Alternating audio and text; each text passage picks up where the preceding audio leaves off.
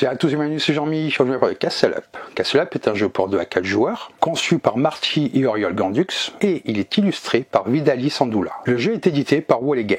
C'est un jeu à partir de 12 ans pour des parties de 60 à 90 minutes. Dans le jeu, vous incarnez des seigneurs bâtisseurs du Moyen-Âge développant chacun votre propre cité. Le jeu utilise entre autres une mécanique de tableau building, dans une mécanique fluide où il n'y a aucun hasard, chaque action compte. Construire de nouveaux bâtiments, en rénover d'anciens, les promouvoir, optimiser ses ressources ou mener des assauts contre ses adversaires. Une des originalités du jeu est le système de cartes qui, lorsqu'il est endommagé, se retourne et n'est plus utile. Tout cela en gardant toutes les informations visibles. Cela apporte une dimension tactique forte ainsi que de la planification à long terme. Accessible mais exigeant, Castle Up séduira les amateurs de stratégie pure, avec des choix tendus et une montée en puissance continue jusqu'à la fin de la partie, où seule la ville la mieux gérée l'emportera. Allez, on va voir comment ça se passe. Et on se retrouve avec le jeu. Donc là, ce que je vais faire, c'est que je vais vous expliquer les règles du jeu, et ensuite je vous donnerai mon avis sur ce dernier. Dans Castle Up, les joueurs incarnent des villes concurrentes au Moyen-Âge, en lutte pour devenir la plus puissante. Chacun commence avec un simple château, et utilisera les actions des bâtiments pour acheter ou améliorer des bâtiments disponibles dans la réserve, renforcer sa ville, et utiliser des cartes d'action spéciales accessibles dans la réserve. Au fur et à mesure, les joueurs devront améliorer leur capacité d'attaque et de défense, car les conflits armés apparaîtront en cours de partie. Après 3 heures de jeu, le joueur ayant construit la ville la plus prospère en points, y compris via les majorités de couleurs des bâtiments, sera déclaré vainqueur. Pour la mise en place, vous allez tout d'abord commencer par préparer les cartes. Vous prenez toutes les cartes bâtiments, je les ai déjà mises ici, elles sont recto verso, et vous les retournez du côté coloré, prêt à l'emploi. Vous retrouvez ici des symboles. Il y a une R1, une R2 et une R3. Vous allez donc séparer les paquets distincts, l'R1, l'R2, l'R3 ainsi que les châteaux que vous retrouvez ici. Vous mélangez séparément les paquets R1, 2 et 3 et vous les assemblez en une seule pile avec l'R1 en haut et l'R3 en bas et bien entendu l'R2 au milieu. Si vous le désirez, vous pouvez décaler légèrement les cartes pour visualiser combien il en reste par R. Ensuite, vous allez distribuer les châteaux. Les châteaux sont les bâtiments de départ. Vous en donnez un à chaque joueur ainsi qu'une carte de jeu. Vous remettez le reste des cartes dans la boîte. Vous allez préparer les différentes ressources ici. Nous avons de la nourriture, de la main d'œuvre, des matériaux, ainsi que de l'or. Vous allez choisir ensuite un premier joueur. Vous allez le choisir au hasard. Ce joueur-là va recevoir le jeton d'initiative. En ordre horaire, vous allez distribuer l'ordre de départ. À 2 joueurs, 1 et 2 pièces. À 3 joueurs, 1 et 2 pièces. Et à 4 joueurs, 1, 2 et 2 pièces. Vous allez placer la zone de jeu centrale à portée de tous. Le paquet de cartes bâtiment est positionné en haut de la colonne gauche. Vous allez prévoir un espace pour 4 cartes. Face visible. Les 4 cartes d'action colorées vont dans la deuxième colonne. Laissez un espace pour une défausse de bâtiment comme je l'ai fait au-dessus. Une fois que ceci est fait, la mise en place est terminée. Comment se déroule une partie de Castle Up? Castle Up se joue en manches successives. Au début de chaque manche, vous allez remplir avec de nouvelles cartes bâtiment depuis la pioche. Pendant la manche, chaque joueur joue un tour chacun, dans le sens horaire, à partir du joueur qui a le jeton initiative. À la fin de la manche, on fait une phase de nettoyage, puis on passe à la manche suivante. L'objectif du jeu est de construire la ville la plus puissante. Vous accumulez le plus de points de victoire avec vos bâtiments, vous allez attaquer les villes adverses et défendre vos propres bâtiments. À savoir qu'un bâtiment endommagé ne rapportera pas de points en fin de partie, car chaque bâtiment rapporte un nombre de points égal à son R. Si le bâtiment est doré, il rapportera un point de plus. Le joueur avec la majorité dans chaque couleur, rouge, vert et bleu, gagne 3 points bonus. Certains bâtiments ont des conditions spéciales pour obtenir des points de victoire supplémentaires. Votre ville est limitée à 6 bâtiments plus votre château. Cela va rendre les choix stratégiques étendus. Il faut bien réfléchir aux bâtiments que vous allez garder. Comment se passe donc le début d'une manche? Vous allez préparer la zone de jeu. Vous piochez des cartes depuis le haut de la pile bâtiment pour remplir la colonne de gauche. Vous le faites de haut en bas. En fonction du nombre de joueurs, vous allez piocher 3 cartes, puis vous défaussez la 4e, et à 3 ou 4 joueurs, vous piochez les 4 cartes et vous les posez dans la colonne. Cela permet au jeu d'avoir le même nombre de manches, peu importe le nombre de joueurs, sans avoir à retirer les cartes du paquet. Ici, nous avons les cartes d'action. Au début de la partie, les 4 cartes d'action sont présentes, mais cela ne sera pas forcément le cas lors des manches suivantes. Ensuite, chaque joueur va effectuer son tour, en commençant par celui qui a le jeton à initiative, puis on joue dans le sens horaire. Lors de votre premier tour, votre ville ne contient que votre château. À savoir que les bâtiments vont avoir plusieurs états. Il va y avoir l'état prêt, lorsque leur face horizontale est visible, ils sont prêts à être utilisés. L'état épuisé, ils sont toujours visibles, mais vous allez les mettre, lorsqu'ils sont chez vous bien entendu, de cette manière-là, pour indiquer que l'action a déjà utilisé. Et sinon, ils peuvent être endommagés, cela veut dire que le bâtiment est inutilisable. Au début de votre tour, vous allez commencer par restaurer tous vos bâtiments épuisés. Ils redeviennent prêts. Les bâtiments endommagés, eux, ne changent pas. Quelles sont donc les actions possibles lors de votre tour? Vous pouvez épuiser un bâtiment prêt pour effectuer l'action indiquée en bas de la carte. Et vous avez différentes indications en bas des cartes. Certaines cartes ont plusieurs actions possibles. Lorsque c'est le cas, vous en choisissez une seule. Une fois la carte épuisée, elle ne peut plus être utilisée jusqu'à ce qu'elle soit restaurée. Vous avez des cartes comme celle-ci qui ont un sablier. Cela représente des actions passives. Elles sont toujours actives tant que la carte est visible. Les cartes endommagées, elles, n'ont aucune action possible, même les actions passives. Vous pouvez faire également une action d'achat. Vous pouvez faire une seule action d'achat par tour. Cela est représenté par une icône de pièce. L'action d'achat permet d'acquérir une nouvelle carte pour votre ville par l'un des moyens suivants. Vous avez un achat classique, vous allez payer les ressources, de la rénovation, de la promotion et l'achat d'une carte action. Ensuite viendra la phase de bataille. Une seule phase de combat par tour est autorisée. Cela est représenté par une icône d'épée et de bouclier. La phase de bataille pendant votre tour, vous pouvez effectuer une seule fois, comme je vous disais. Pour cela, vous devez épuiser des bâtiments qui possèdent des symboles d'attaque. Il faut qu'il y ait une épée. Comme par exemple, vous pouvez le trouver ici. Vous allez pouvoir utiliser cette puissance d'attaque pour attaquer les bâtiments adverses. Pendant votre tour, vous pouvez effectuer 2 actions liées à l'or que voici, autant de fois que souhaité. Vous pouvez échanger 3 ressources identiques contre un or, et vous pouvez dépenser de l'or pour réparer un bâtiment endommagé. Donc, lors de votre tour, vous allez pouvoir effectuer dans n'importe quel ordre les actions suivantes. Autant d'actions que vous voulez, épuiser un bâtiment pour effectuer son action s'il est disponible. Vous pouvez faire une seule action d'achat, une seule action de phase de combat et autant d'échanges d'or que vous le désirez. Certains bâtiments ont des capacités actives ou passives permettant d'obtenir une deuxième action d'achat, par exemple en épuisant le château, d'avoir une phase de combat supplémentaire à chaque tour. Par exemple, le centre de commande est une carte qui a un effet passif qui vous permet cela. Une fois toutes ces actions effectuées, le tour passe au joueur suivant dans le sens horaire. Je vais maintenant un petit peu plus vous détailler les différentes actions. Commençons par l'action d'achat. Une action d'achat vous permet de faire une des 4 choses suivantes. Acheter un bâtiment, rénover un bâtiment, promouvoir un bâtiment ou gagner une carte d'action. Pour acheter un bâtiment, vous choisissez une carte bâtiment disponible dans la ligne. Les cartes de la pioche et de la défausse ne sont bien entendu pas disponibles.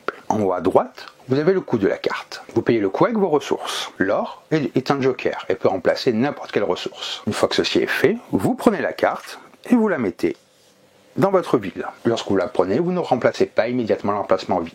Vous l'ajoutez à votre ville, vous la placez face visible et prête. Vous pouvez l'utiliser immédiatement si vous le désirez.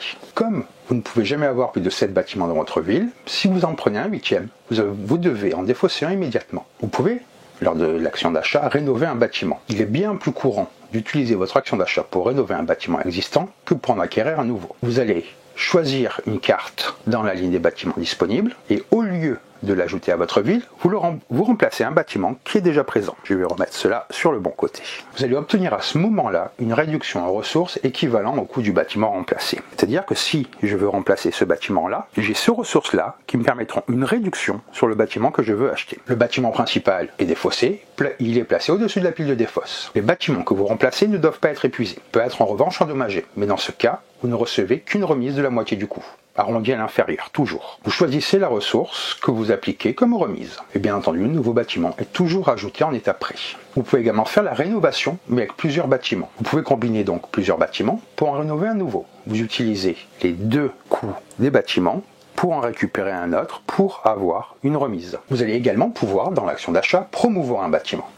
Certains bâtiments ont ici une icône engrenage. Cela indique qu'ils peuvent être promus en une version plus avancée dans une ère future. Pour promouvoir, vous allez repérer une carte avec l'engrenage dans votre ville. Dans la ligne de bâtiment visible, donc ici, vous repérez la version promue correspondante. Vous prenez cette carte et vous remplacez l'ancienne sans payer de ressources. Le bâtiment à promouvoir doit être en état prêt, pas être épuisé ou endommagé. Et bien entendu, vous ne pouvez promouvoir que si la carte améliorée est visible dans la ligne. La dernière manière d'utiliser une action d'achat est d'acheter une carte d'action visible dans l'espace commun. Ce sont les cartes qu'il y a ici. Il y a 4 cartes d'action dans le jeu. Cependant, si d'autres joueurs l'ont déjà prise, vous n'aurez pas forcément accès aux 4 cartes lors de votre tour. Chaque carte a un effet différent selon l'ère, comme vous le voyez. Avec percevoir les taxes, vous gagnez immédiatement un nombre de ressources de votre choix, selon l'ère en cours. L'icône point d'interrogation vous autorise uniquement à prendre une des 3 ressources de base, nourriture, main d'œuvre et matériaux. Vous ne pouvez jamais choisir l'or. Prendre l'initiative est la seule manière de devenir le premier joueur. Si personne ne la prend, le joueur actuellement le premier le reste jusqu'à la fin de la partie. Vous allez devoir payer le coût indiqué sur la carte qui dépend de l'ère. Comme vous voyez, ici 1 ou 2 ressources de base et ici un or. Les 2 autres cartes d'action, défense et celle-là, sont liées aux phases de combat. Je reviendrai un petit peu plus tard lorsque je vous parlerai du combat. Une fois achetée, une carte d'action va dans la zone du joueur. Elle ne compte pas dans la limite des 7 bâtiments. et elle reste chez vous jusqu'au début de votre prochain tour. Vous la rendez en même temps que vous remettez les bâtiments à l'état prêt.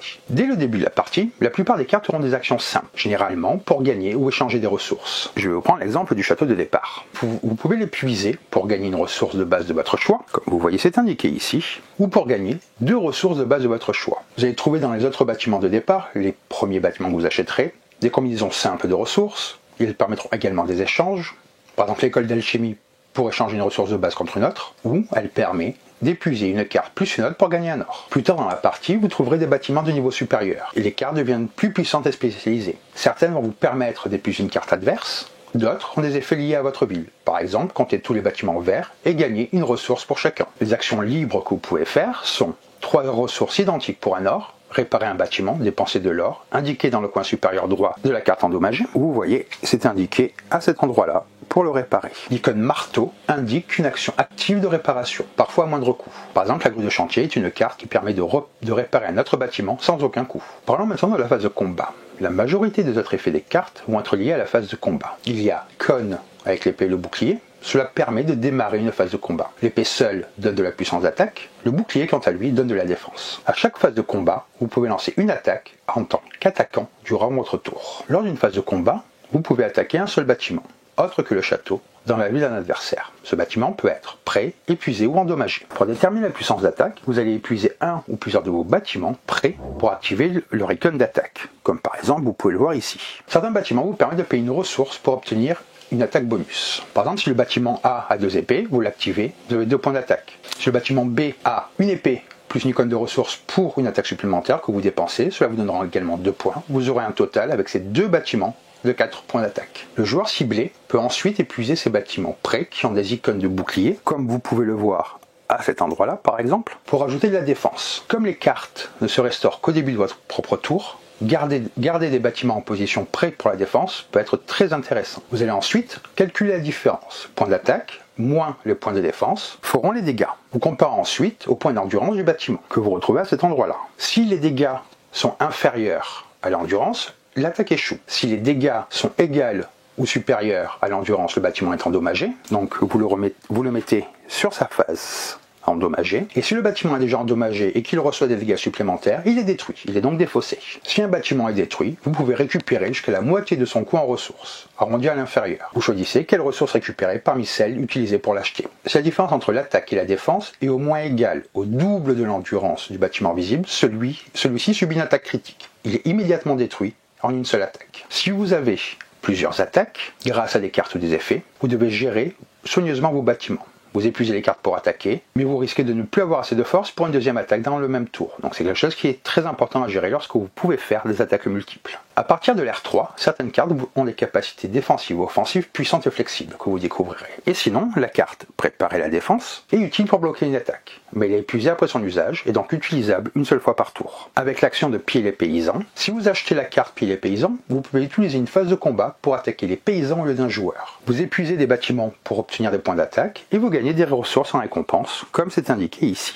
Contrairement aux autres cartes d'action, cette action est disponible pendant toute la partie, peu importe l'ère. Quand tous les joueurs auront joué leur tour, on arrivera à la fin de la manche. Vous allez défausser les cartes bâtiments du marché, donc toutes celles qui sont encore visibles. Vous le faites de gauche à droite, car certaines cartes au-dessus peuvent être importantes, pour la pioche ou certains effets. Le marqueur d'initiative, lui, ne change que si un joueur a pris la carte prendre l'initiative, sinon le premier joueur reste le même. Vous commencez une nouvelle manche en distribuant de nouvelles cartes, une nouvelle ère commence, dès que la première carte de l'ère suivante est révélée dans le marché. La partie se termine à la fin de la manche où le deck de pioche est complètement vidé. Il n'y aura plus de cartes à piocher. Et à ce moment-là, vous allez calculer les points. Chaque joueur compte les points uniquement à partir de ses bâtiments non endommagés. Les bâtiments endommagés, comme je vous disais, ne rapportent aucun point. Les bâtiments vert, bleu ou rouge valent autant de points que leur ère. Un bâtiment d'air 1 vaut 1 point, et ainsi de suite. Les bâtiments dorés valent 1 point de plus que l'horaire. Certains bâtiments accordent des points supplémentaires via un texte sur la carte. Vous allez déterminer qui a le plus de bâtiments, vert, bleu et rouge. Comme ici, vous retrouvez les couleurs, et ici c'est un bâtiment doré. Vous ne faites pas de majorité pour les bâtiments dorés. Le joueur avec le plus grand nombre de bâtiments dans une couleur gagne 3 points. En cas d'égalité, on départage par la plus haute aire des bâtiments dans la couleur concernée. Si l'égalité persiste, tous les joueurs ex aequo marquent un point. Vous additionnez tous ces points, et le joueur avec le plus de points remporte la partie. En cas d'égalité, le joueur avec le plus de bâtiments dorés remporte la partie. Donc voilà pour les règles. Je vais vous résumer comment se passe un tour de jeu. Vous allez commencer par une phase d'action qui est illimitée. Pendant votre tour, vous pouvez réaliser autant d'actions que vous le désirez, dans n'importe quel ordre, en respectant certaines règles. Les actions actives vous permettent d'épuiser des bâtiments prêts pour produire des ressources, les échanger, réparer des bâtiments ou déclencher des effets spéciaux. Ensuite, vous pouvez faire une seule action d'achat par tour, qui est de construire un nouveau bâtiment, rénover un bâtiment existant, le promouvoir vers une version améliorée, ou acheter une carte d'action parmi celles disponibles. Vous avez ensuite droit à une phase de combat, selon les icônes de bataille. Pour chaque icône de combat, épée puis bouclier que vous possédez, vous pouvez lancer une bataille. Choisissez un bâtiment adverse à attaquer, sauf le château, et puis vous épuisez les bâtiments prêts pour accumuler des points d'attaque. Votre adversaire peut épuiser des bâtiments pour accumuler les points de défense. Vous calculez la différence entre attaque et défense. S'il est égal ou supérieur à l'endurance du bâtiment, celui-ci est endommagé. Si la différence est au moins le double de l'endurance, le bâtiment est dans ce cas-là détruit. Les bâtiments endommagés peuvent être réparés plus tard en dépensant des ressources. À la fin de votre tour, tous les bâtiments épuisés restent épuisés, les cartes d'action obtenues restent dans la zone de jeu jusqu'au début du prochain tour, vous ne restaurez les bâtiments qu'au début de votre prochain tour. Donc voilà pour les règles de Castle Up, je vais maintenant vous dire ce que j'ai pensé du jeu. Dans l'univers des jeux mêlant construction, gestion de ressources et affrontement tactique, Castle Up s'impose comme un titre original. Ce jeu de cartes qui invite les joueurs à bâtir et à défendre une cité médiévale à travers différentes ères offre une expérience de jeu riche et exigeante. Dès les premiers instants, Castle Up capte l'attention par son thème.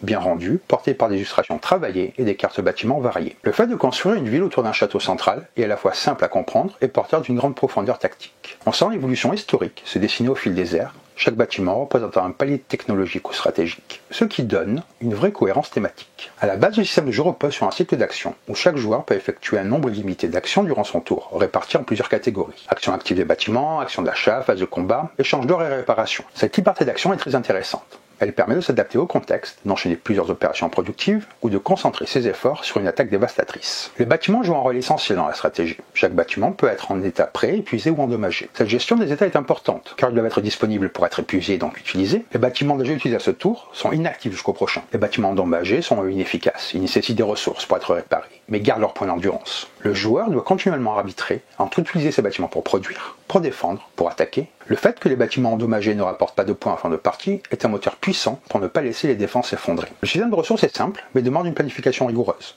Nourriture, fourniture, main-d'œuvre et or. L'or agit comme une ressource universelle, pouvant remplacer n'importe quelle autre ressource lors du paiement. Cette flexibilité est bienvenue, mais le joueur doit bien en mesurer son usage. Le jeu brille particulièrement dans son approche des bâtiments et leur évolution. Les options de construction sont variées, la construction classique, la rénovation ou bien la promotion, ainsi que l'acquisition des cartes d'action qui sont des effets ponctuels qui peuvent changer la donne notamment sur le plan tactique. Ce système donne une dynamique de renouvellement constante dans la ville, obligeant à faire des choix stratégiques parfois douloureux. Vaut-il mieux garder un bâtiment solide et fiable ou tenter l'innovation pour débloquer un pouvoir plus puissant? La limitation à 7 bâtiments en ville impose également une gestion rigoureuse. La dimension guerrière du jeu est très bien pensée. Les batailles ne sont pas une mécanique annexe, mais une composante clé du jeu. Le combat se déroule en plusieurs étapes. Le choix de la cible, le calcul de la force d'attaque, la défense, puis la résolution. Cette mécanique est tactique, car elle oblige à gérer ses ressources, d'attaque et de défense en permanence, et à prévoir plusieurs tours à l'avance.